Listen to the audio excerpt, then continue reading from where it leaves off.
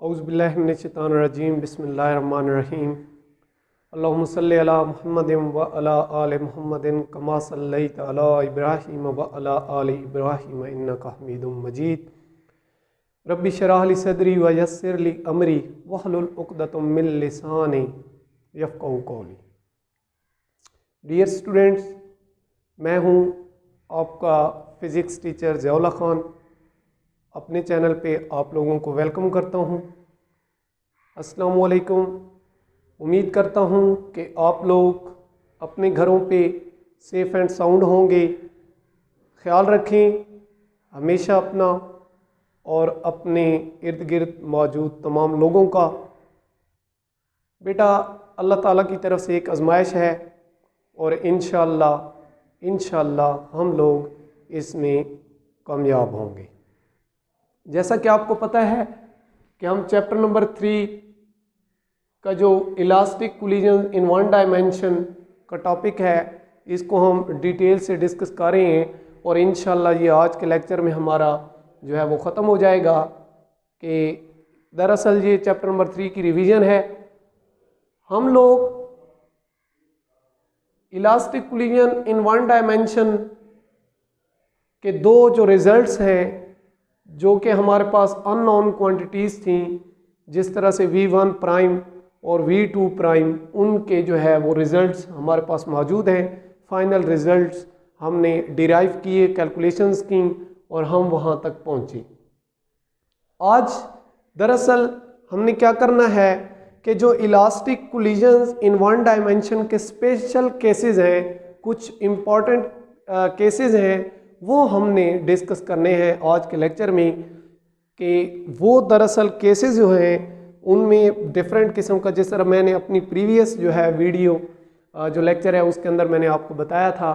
कि nature of collisions जो है उस पे हमारे ये केसेस हैं, यानी कि इनके कोलिजन्स हमने देखने हैं। वन बाय वन मैं इंशाल्लाह इसको डिस्कस करूँगा। तो पहला केस हमारे पास है,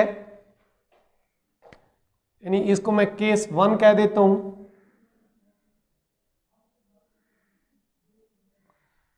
कि जब आपका जो मास 1 है m1 इक्वल टू हो m2 के, यानी कि ये जो हमारे पास एक m1 मास होता था और ये मूव करता था वेलोसिटी v1, और एक और मास होता था जिसको हम m2 कहते थे। और लेट्स सपोज ये बिफोर द कोलिजन्स बात कर लेते हैं, ये v2 वेलोसिटी के साथ मूव कर रहा है। जो कंडीशन है वो ये है कि ये जो मास m1 है और ये जो मास m2 है, ये आपस में क्या है, बराबर है, यानी m1 इक्वल टू m2 है। तो बेसिकली बिफोर द कोलिजन्स उनकी ये सिचुएशन है, और अगर m1 इक्वल टू m2 हो तो फिर उनके जो फाइनल रिजल्ट्स हैं, यानी कि जो v1 प्राइम और v2 प्राइम है, उन पे क्या असर पड़ता है। तो देखते हैं जी, आपके सामने रिजल्ट्स हैं। बेटा, आपको पता है कि जो v1 प्राइम पहले देख लेते हैं, इसकी वैल्यू को v1 प्राइम इक्वल टू आ जाता है हमारे पास m1 minus m2 divided by m1 plus m2, दरमियान में प्लस का साइन है, 2m2 divided by m1 plus m2। अब क्योंकि कंडीशन आपके पास है कि m1 इक्वल टू है m2 के, तो हमारा ये वाली जो सिचुएशन है मल्टीप्लाई हो रही है, सॉरी v2 यहाँ पे। तो इस कंडीशन के मुताबिक जो है हम अगर इसको लिखें, यानी अगर हम लिखें कि m1 और m2 में कोई डिफरेंस नहीं है उस सिचुएशन में, तो ये भी m1 माइनस f1 हो जाएगा और ये नीचे m1 प्लस m1 हो जाएगा, और प्लस जो है वो आपका आ जाएगा 2m1 over m1 plus m1 आ जाएगा इंटू v2। तो ये मैंने क्या किया है, सिंपल जो m1 और m2 है दोनों इक्वल हैं, तो मैंने जहां जहां पे m2 था उसको m1 पुट कर दिया है। तो आपको पता है बेटा, इधर से v1 प्राइम उसी तरह आएगा, तो ये v1 प्राइम पहले केस की बात मैं कर रहा हूँ, यानी कि पहला रिजल्ट जो V1 प्राइम का मैं उसको देखना चाह रहा हूँ कि जब M1 इक्वल टू M2 हो तो उस पर क्या फ़र्क पड़ता है। तो ये सारा फैक्टर जो है ये M1 माइनस M1 ये सारा 0 प्रोड्यूस करेगा तो ये 0 हो जाएगा, और प्लस ये हमारे पास क्या प्रोड्यूस करेगा 2M1, और ये M1 प्लस M2 कितना बन जाएगा 2M1 ओवर 2M1 और V2, तो ये 1 प्रोड्यूस करेगा, यानी V1 प्राइम जो है वो इक्वल टू आ जाएगा आपके पास V2 के, ये सारा फैक्टर जो है वो 1 प्रोड्यूस करेगा, कट आउट हो जाएगा। यानी एक रिजल्ट हमने ये देख लिया है। इसी तरह से जो V2 प्राइम का रिजल्ट है इसी केस में, यानी कि ये तो V1 प्राइम पे किस तरह इफेक्ट होता है हमने ये देख लिया, यही केस हम V2 प्राइम के लिए देख लेते हैं, तो उसका कुछ इस तरह से आ जाएगा कि ये V2 प्राइम लेट्स सपोज इस तरह से लिख देते हैं, या मैं इसको साफ करके इकट्ठा ही लिख देता हूं, ये चीज डायग्राम में बाद में जो है वो ड्रॉ करके अकॉर्डिंग टू रिजल्ट्स आपको बता दूंगा। V2 प्राइम बेटा आपके पास ये है 2M1 डिवाइडेड बाय क्या है M1 प्लस M2 और प्लस आपका जो है यहाँ पे यहाँ पे V1 प्राइम V1 की वैल्यू आती है, और साथ इधर भी जो है वो डॉट V1 मल्टीप्लाई हो रहा है इस तरह से ये इक्वेशन, और ये भी साथ V1 था, सॉरी मिस हो गया मुझसे, ये V1 तो फिर मल्टीप्लाई होकर वो 0 हो जाएगा। ठीक है, तो इसी तरह से यहाँ पे भी V2 प्राइम की जो वैल्यू है वो कितनी आती है, साथ इसके V1 मल्टीप्लाई और फिर प्लस, और उसके बाद जो आपका वही M2 माइनस M1 ओवर क्या है जी M1 प्लस M2। तो ये भी अकॉर्डिंग टू वही गिवन कंडीशन केस 1 हम कर रहे हैं सॉल्व कि M1 जो है वो M2 के इक्वल है, तो यहाँ पे भी वही चीज़ लगा दें, यहाँ पे बेशक बता दें कि M1 इक्वल टू क्या है जी M2 के, उसके मुताबिक हम ये केस करें तो ये बन जाएगा 2M1, ये M1 प्लस M1 ये उसी तरह से सिंपल थोड़ा सा इसको कर रहा हूँ 2M1 ये भी प्रोड्यूस करेगा V1 के साथ मल्टीप्लाई हो रहा है, और प्लस ये M1 माइनस M1 तो ये 0 वाला केस हो जाएगा आपका, ये इस तरह से ये V2 मल्टीप्लाई हो रहा है साथ। तो इस तरीके से जो है M1 प्लस M2 और ये V2 सॉरी यहाँ पे M1, तो इस तरह से ये वाला जो है ये 1 प्रोड्यूस करेगा उसी तरह से जिस तरह वो केस था, तो ये इक्वल टू V1 क्या आ जाएगा, और प्लस ये सारा जो है वो 0 हो जाएगा, तो इस तरह से इसको V2 prime equal to V1। तो बेसिकली मैंने आपको जो बताने की बात है या समझने की बात है वो ये है, ये तो सिंपल आपकी कैलकुलेशंस हैं, आपके पास रिजल्ट्स हैं, उसके अंदर आप ये वाली जो कंडीशन है गिवन कंडीशन पुट करेंगे आपको रिजल्ट मिल जाएंगे। तो ये चीज़ें जो हैं इसका मतलब क्या हुआ, मतलब जो रिजल्ट आया हमारे पास उसका मतलब क्या है कि एक ऑब्जेक्ट जिसका मास m1 है वो विद वेलोसिटी v1 के साथ मूव कर रहा है, और एक और मास m2 है वो भी विद वेलोसिटी v2 क्या कर रहा है मूव कर रहा है बिफोर कोलिजन्स, और आफ्टर कोलिजन्स जो उनकी वेलोसिटी होती है यानी जो v1 है वो क्या बन जाती है V2 प्राइम, यानी कि ये उसी डायरेक्शन में मूव करता है लेकिन अब V2 प्राइम की तरह मूव करता है, और ये जो चीज़ है ये बॉल भी उसी तरह मूव करेगी मैस M2 वाली जिनका मैस सेम सिचुएशन में हमने देखा। तो ये V1 प्राइम के साथ जस्ट क्या हो रहा है वेलोसिटीज चेंज हो रही हैं, आपको नजर आ रहा होगा कि जो V1 प्राइम है यानी कि बिफोर द कोलिजन जो मैस M2 की वेलोसिटी है आफ्टर द कोलिजन वो मैस 1 की वेलोसिटी बन जाती है, और इधर भी वही सिचुएशन है कि आफ्टर कोलिजन्स जो कि मैस 2 की वेलोसिटी है वो बिफोर कोलिजन मैस 1 की वेलोसिटी थी। तो सिंपल क्या हुआ है कि जब वो बिफोर द कोलिजन्स और आफ्टर द कोलिजन्स उनकी वेलोसिटीज क्या हो गई हैं इंटरचेंज, यानी इसकी V1 थी तो इसकी क्या हो गई V2 प्राइम हो गई, और इसकी V2 थी तो इसकी V1 प्राइम हो गई, यानी कि जस्ट क्या हो सकता है इनकी वेलोसिटीज क्या हो गई चेंज हो गई। तो ये केस था कि जब आपके पास दो सेम मैसेज वाले ऑब्जेक्ट्स जो हैं वो वेलोसिटीज के साथ V1 और V2 के साथ मूव कर रहे हों, तो मैसेज अगर सेम हो तो हमने देखा कि आफ्टर द कोलिजन्स क्या हो जाता है कि उनकी जो वेलोसिटीज होती हैं वो बिफोर द कोलिजन जो उनकी वेलोसिटीज थी उनसे इंटरचेंज हो जाती हैं। तो ये था केस 1। आई होप इसमें अगर कोई क्वेश्चन हो तो आप जो है वो कमेंट्स में बता दीजिएगा। बात बड़ी सिंपल है, केस 1 हम कर चुके हैं। इसमें सिंपल बातें हैं कि बिफोर द कोलिजन जो उनकी v1 और v2 वेलोसिटी थी, आफ्टर द कोलिजन जो मास 1 है उसकी v2 प्राइम हो जाती है और जो मास 2 है उसकी v1 प्राइम हो जाती है, यानी कि आफ्टर द कोलिजन उनकी वेलोसिटीज क्या हो गई, इंटरचेंज हो गई। तो ये केस था आपका फर्स्ट। इसी तरह से बिल्कुल सेम आपने केस 2 करना है, और वो क्या केस है जी, वो हमसे क्या कहता है उसके मुतालिक भी मैं थोड़ा सा, आप ये पहला केस मैंने आपको डिटेल के साथ समझाया है, इससे आगे जो केस हैं वो मैं आपको शॉर्टली बता देता हूँ। उनमें भी कोई इतना कंसेप्ट नहीं है, सिंपल मैथमेटिक्स की चीज़ें यूज़ हो रही हैं। तो सेकंड केस ये है कि अगर आपके पास m1 जो है वो इक्वल हो m2 के, और एक और नई चीज आ रही है कि v2 जो हो वो 0 हो। इसका मतलब है यानी जब इस तरह की कंडीशंस हो तो आपके जो रिजल्ट्स होते हैं उन पे क्या इफेक्ट होगा। तो आपको नजर आ रहा होगा कि सेम मैसेज है, तो लाजिम बात है जब ये वाली चीज जो होगी यानी इक्वेशंस का ये पार्ट जो है ये आपका 0 हो जाएगा,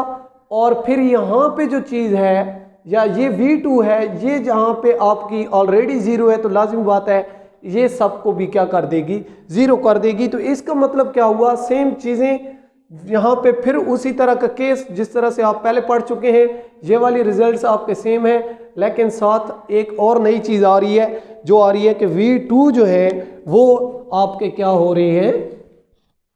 मैथ जो है v2 मैथ सॉरी जो है वो आपका रेस्ट पे है। अगर मैं डायग्राम आपको बना के दूं तो दरअसल ये देखें, ये बॉल m1 है, ये विद वेलोसिटी v1 के साथ मूव कर रही है, और ये जो आपका बॉल है जिसका मैस m2 है, ये अब इसकी जो वेलोसिटी है ये क्या है, 0 है। इट मीन्स दैट कि ये ऑब्जेक्ट जो है ये रेस्ट पे है। तो इस कंडीशन में जो आपके रिजल्ट्स बनते हैं कैलकुलेशंस में आपको समझा देता हूं, वो इस तरह से है कि v1 प्राइम जो है उसकी जो हमें रिजल्ट्स या इक्वेशन बनती है वो ये है कि m1 minus m2 divided by क्या आ जाता है, m1 प्लस m2 इंटू क्या आता था यहाँ पे v1। ठीक है, और इसी तरह से ये तो केस इस सिचुएशन में लाजिम बात है, देखें बेटा मैसेज सेम है लेकिन 0 तो नहीं होंगे ना। ठीक है, तो यहाँ पे m1 minus m2 divided by m1 plus m1 v1 ये वाली चीज रिजल्ट देगी हमें, क्योंकि कंडीशन देखें अगर आपके पास बुक्स हैं तो पेज नंबर 61 पे m1 equal to m2 and v2 0 जहाँ पे गिवन है, तो इसलिए आपको कोई प्रॉब्लम नहीं होना चाहिए। और इसका रिजल्ट अगर देखें तो ये भी रिजल्ट आपके सामने है जो v2 की प्राइम में है इस फॉर्म में, तो लाजिम बात है यहाँ पे फिर v2 आपकी गिवन जो है according to given condition v2 आपकी 0 है, तो ये वाला पूरा फैक्टर जो है ये आपका क्या हो जाएगा, 0 हो जाएगा, और ये भी जो है आपका सारा फैक्टर 0 हो जाएगा इक्वेशन का। तो जो चीज़ बच जाएगी वो क्या बचेगी, देखें ज़रा, v2 प्राइम इक्वल टू आ जाएगा आपके पास 2m1 ओवर आ जाएगा m1 plus m2 into v1। तो सिंपली आपकी ये चीज़ जो है वो इस तरह से होगी। अच्छा हाँ, ये देखें इसमें जो समझने वाली बात है, आपकी इक्वेशंस जो फाइनल रिजल्ट्स हैं v1 प्राइम और v2 प्राइम के, वो तो इस तरह से आपके पास मौजूद हैं। मैंने आपको बता दिया है कि उनमें कौन कौन सा फैक्टर जो है 0 हो रहा है और क्यों हो रहा है, ये बात भी आपको महसूस हो रही है। अभी भी मैंने सर्कल भी किया है, अगर किसी को जो है कोई डाउट हो तो फिर भी आप कमेंट कर सकते हैं, या कोई इस तरह से कोई बात समझ ना आ रही हो। अब जो चीज़ है समझने वाली कि m1 इक्वल टू m2 हो और v2 इज इक्वल टू 0 हो, तो उसमें अगर ये बिफोर द कोलिजन, इसका मतलब है ये बिफोर द कोलिजन सिचुएशन है, तो जो हमने देखा है वो चीज़ हमें क्या बताती है कि ये बॉल जो है m1 वाली ये मूव करना शुरू कर देगी। लाजिम बात है, अब देखिएगा कि ये बिफोर द कोलिजन ये बॉल मूव कर रही है और ये क्या है, रेस्ट पे है। तो अब जब आफ्टर द कोलिजन जो सिचुएशन होगी वो ये होगी कि ये जो v1 प्राइम है ये आपकी 0 हो जाएगी, यानी कि ये बॉल जो है आपकी क्या करेगी, जीरो पे आ जाएगी, यानी कि ये रेस्ट पे हो जाएगी। और आफ्टर द कोलिजन ये वाली बॉल जो मैस m2 वाली बॉल थी, ये v2 प्राइम इक्वल टू क्या आ जाएगी, v1 आ जाएगी। इसका मतलब क्या है कि जब ये बॉल इस बॉल के साथ जाके कोलाइड करती है तो आफ्टर द कोलिजन्स ये जो मूव करके आ रही थी बॉल, ये स्टॉप हो जाती है, और जो पहले से स्टॉप थी वो सेम ओरिजिनल वेलोसिटी जो v1 की थी उसके साथ आगे मूव करना शुरू कर देती है। तो ये मैंने यहाँ पे दिखाने की कोशिश भी की है कि जो आफ्टर द कोलिजन जब ये बॉल इसको जाके हिट करती है तो आफ्टर हिटिंग दैट बॉल जो पहले से मूव कर रही थी बॉल वो रुक जाती है, और जितनी वेलोसिटी के साथ वो मूव कर रही थी उसी वेलोसिटी के साथ पहले से रुकी हुई बॉल यानी कि m2 मैस वाली बॉल जो है वो मूव करना शुरू कर देती है। तो इस केस के ये रिजल्ट है। उसके बाद जो बात आ रही है, हाँ ये बड़ी आसान बातें हैं, ये भी चले थोड़ी सी डिस्कस कर लेते हैं केस 3 और 4 को। तो इसमें जो है आपको क्या बताया जा रहा है जी,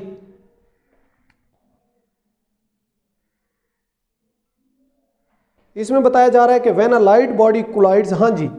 कि जब एक लाइट बॉडी कोलाइड होती है with a massive body,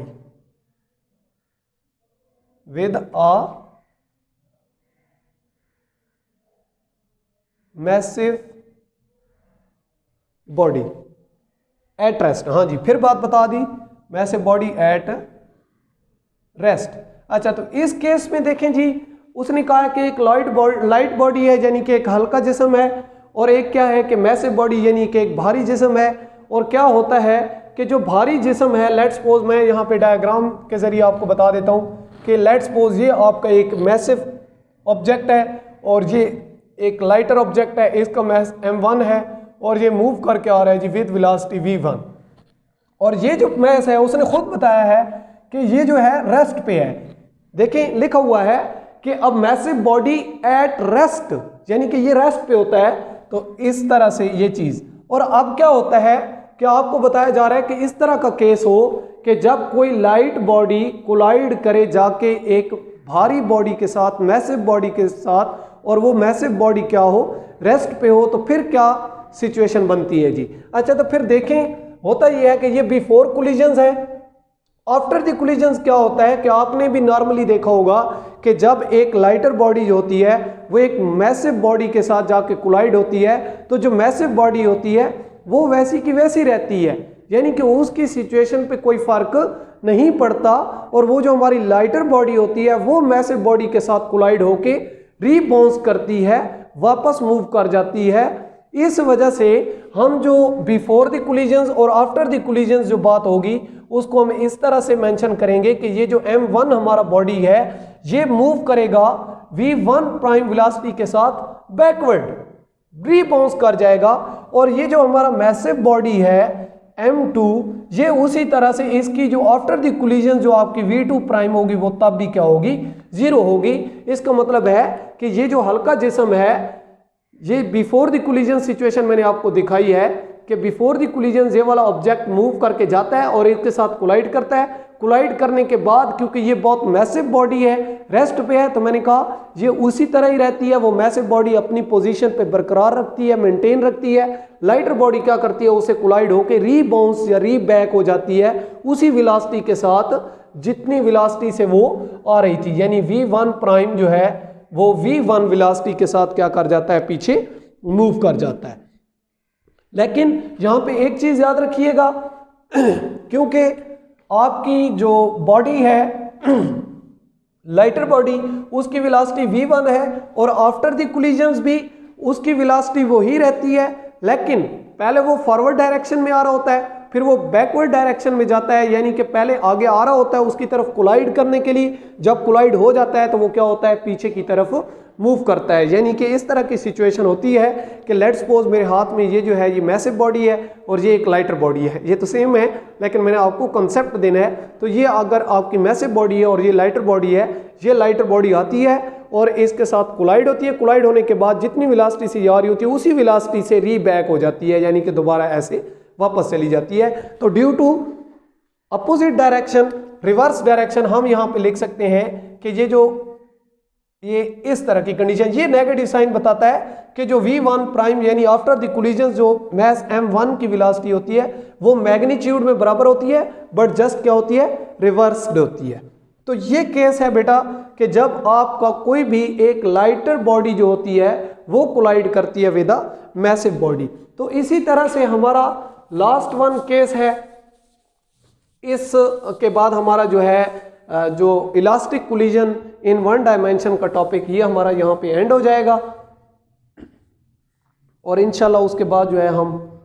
next lecture जो है वो न्यू रिकॉर्ड करेंगे। Case number 4। तो केस नंबर 4 में क्या कह रहा है कि when a massive body collides with light stationary body. हाँ जी, ये बड़ी मजे की बात आ रही है कि आपने क्या करना है, फिर उसी का रिवर्स है कि आपके पास massive body,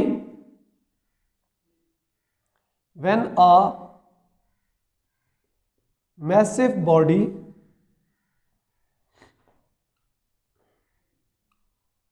collide a light body, या लाइटर भी कह सकते हैं, विद अ लाइट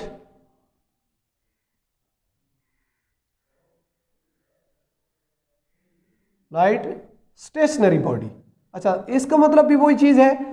थोड़ा सा उसी केस का उलट है। अब क्या होगा कि जो मैसिव बॉडी है वो हमारी लाइटर बॉडी से कोलाइड करेगी, लेकिन याद रखिएगा जो प्रीवियस केस था उसमें मैसिव बॉडी रेस्ट पे थी, इसमें लाइटर बॉडी जो है वो किस पे है, रेस्ट पे है। तो मैं डायग्राम जब बनाता हूं तो शायद आपको समझ आ जाए। लेट्स सपोज क्या हुआ है कि ये हमारा कोई मैसिव बॉडी है, ठीक है, इसको लेट्स सपोज मैं m1 कह देता हूं, और ये विद वेलोसिटी v1 क्या कर रहा है, मूव कर रहा है, और ये हमारा कोई लाइटर ऑब्जेक्ट है, इसका मैस m2 कह देता हूं, और इसकी v2 0 है। क्यों? क्योंकि देखें बेटा, आपको नजर आ रहा होगा कि when a massive body collide a light stationary body, यानी कि आपके पास एक लाइटर ऑब्जेक्ट है और उसको क्या करना है, आपने एक मैसिव बॉडी को लेके आना है और उसको उसके साथ कोलाइड करना है, ठीक है। तो इस तरह से क्या होता है, सिंपल बात है कि जब ये इधर मूव करके आता है, यानी कि ये वाला ऑब्जेक्ट क्या होता है, मैसिव ऑब्जेक्ट क्या करता है, मूव करके आता है, तो याद रखिएगा जब ये इस ऑब्जेक्ट के साथ कोलाइड करता है तो आफ्टर द कोलिजन जो सिचुएशन होती है मैं वो आपके सामने बताने जा रहा हूं कि लेट्स सपोज ये जो मैसिव बॉडी है इसका मैस m1 और इसकी अब वेलोसिटी जो होती है वो v1 प्राइम हो जाती है, ठीक है। इसका मतलब क्या होगा कि इसकी जो वेलोसिटी प्रीवियस थी, ठीक है, v1 की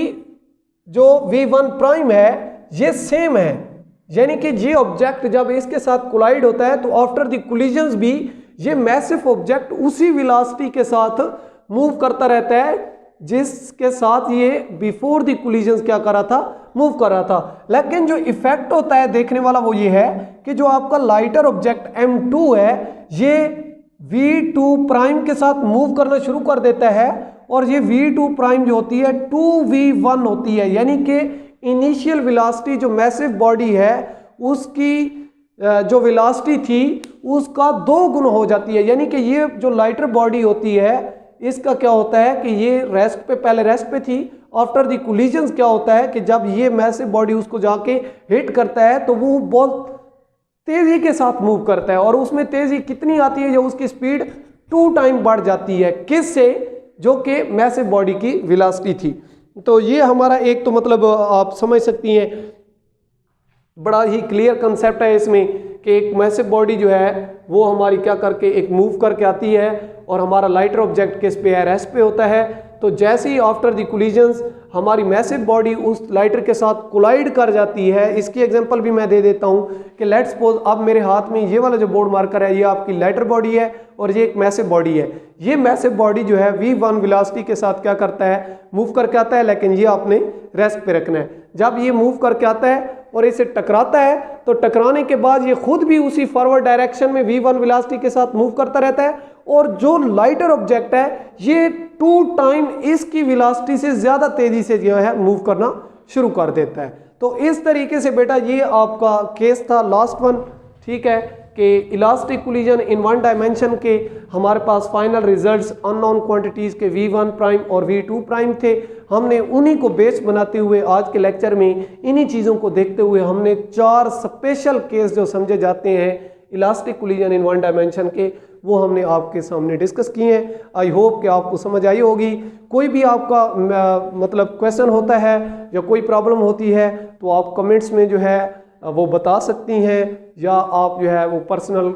भी कांटेक्ट कर सकती हैं। आपके पास कॉलेजेस का भी जो ऑफिस का नंबर है वो भी है, एडमिन ऑफिस का भी नंबर है, आपके पास प्रिंसिपल ऑफिस का नंबर भी है, तो व्हाट्सएप ग्रुप भी है बच्चों का, आप उसमें बता सकती हैं। कोई भी किसी तरह की फिजिक्स में आपको प्रॉब्लम है, इस टॉपिक से रिलेटेड नहीं, किसी भी किस्म की अगर प्रीवियस टॉपिक्स में कोई प्रॉब्लम है तो आप बता सकती हैं। तो आज हमने अल्हम्दुलिल्लाह जो हमारा elastic collision in one dimension का टॉपिक है ये ख़त्म किया है, और इंशाल्लाह हम जो हम अपना रिवीजन का सिलसिला है चैप्टर नंबर 3 का, इंशाल्लाह इसको हम कंप्लीट करेंगे। और उसके बाद जिस तरह से आपका सीक्वेंस चल रहा था कॉलेज में, उसी तरह से चैप्टर नंबर 4 से हम स्टार्ट लेंगे, और रिवीजन आपकी इंशाल्लाह चैप्टर नंबर 3 पे ख़त्म हो जाएगी। उसके बाद हम अपना फॉरवर्ड इंशाल्लाह जो है वो काम स्टार्ट करते रहेंगे। आई होप कि आपको समझ आ रही होगी। अपना ख्याल रखना है, फिर मैं कह रहा हूँ बेटा बहुत मुश्किल दिन है,